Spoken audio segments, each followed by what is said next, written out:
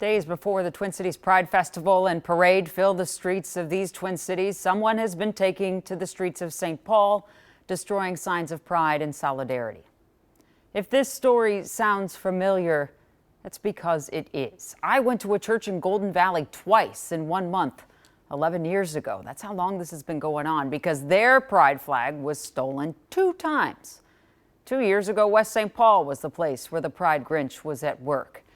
And this time, the destruction goes beyond just a single home, with vandalism stretching across 2 big St. Paul neighborhoods. Here's Kent.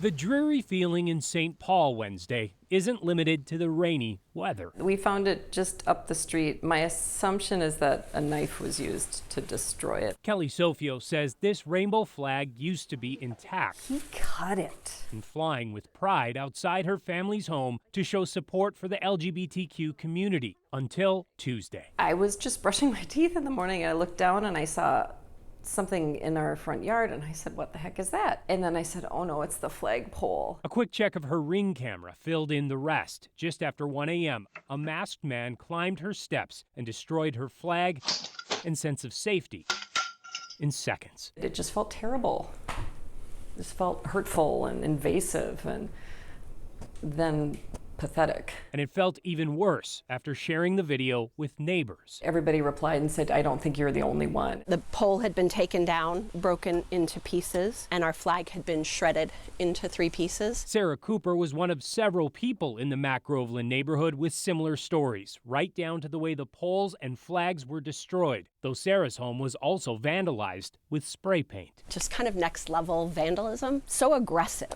St. Paul police have now taken 16 reports of damaged pride flags in Mac Groveland and neighboring Highland Park neighborhoods. It's also investigating vandalism on consecutive nights at Half Price Books, where someone spray painted the word groomer and smashed windows outside an LGBTQ book display. This person has some anger and some issues. I hope that the police can get this person and stop them at a point where it's only property damage. Though even if they don't, it won't stop Kelly from flying a new flag outside her home. This doesn't scare me. This makes me want to respond. And she's not alone in that. You can shred it, and I will put it back up, because hate can't win. Which is why Sarah and her neighbors have created an online fundraiser to raise flags all over the neighborhoods. We're hoping to raise $2,000 or so to buy 100 flags from queer-owned businesses and artists to distribute to people who would like to hang them. That would be amazing. Yeah, we need more allies, and I think especially in Pride Month, we need more of the rainbow out there. Especially at such a dreary time. I think this will have more of a snowball effect and more of a positive than he would have anticipated.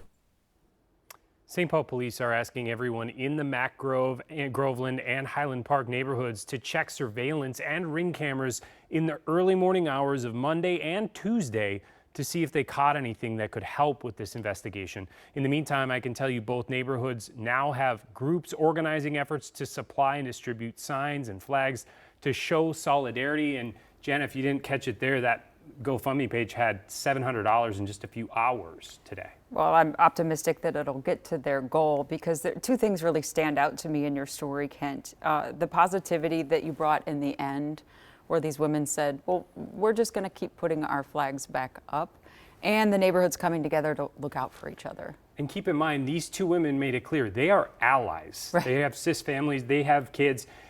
They weren't the only ones I spoke to today. There were members of the LGBTQ community that were hit as well. They didn't feel comfortable speaking out at this point because of what happened.